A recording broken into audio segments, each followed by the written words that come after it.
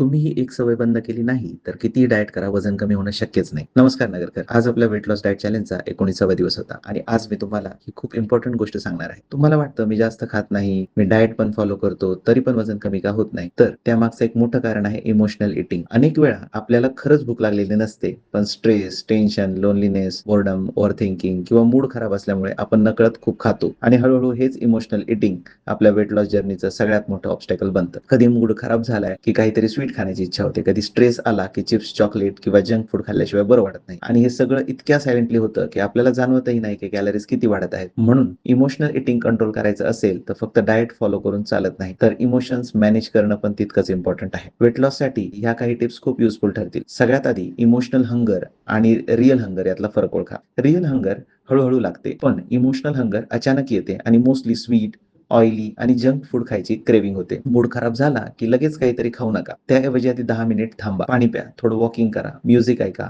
अनेक वेळा क्रेविंग आपोआप कमी होतात. घरात ट्रिगर फूड्स कमी ठेवा, कारण चिप्स, चॉकलेट, कोल्ड ड्रिंक्स यासारख्या गोष्टी सतत समोर दिसल्या की क्रेविंग अजून वाढतात. प्रोटीन्स आणि फायबर जास्त खा, यामुळे पोट जास्त वेळ भरलेलं वाटतं. स्ट्रेस मॅनेज करायला शिका. मेडिटेशन, योगा, जर्नलिंग किंवा वर्कआउट यामुळे इमोशनल ईटिंग खूप कंट्रोलमध्ये येईल. तर नगरकर, तुम्हालाही अशी माझ्यासोबत हेल्दी वेट लॉस जर्नी चालू करायची असेल तर आत्ताच आपल्या क्लिनिकला भेट द्या.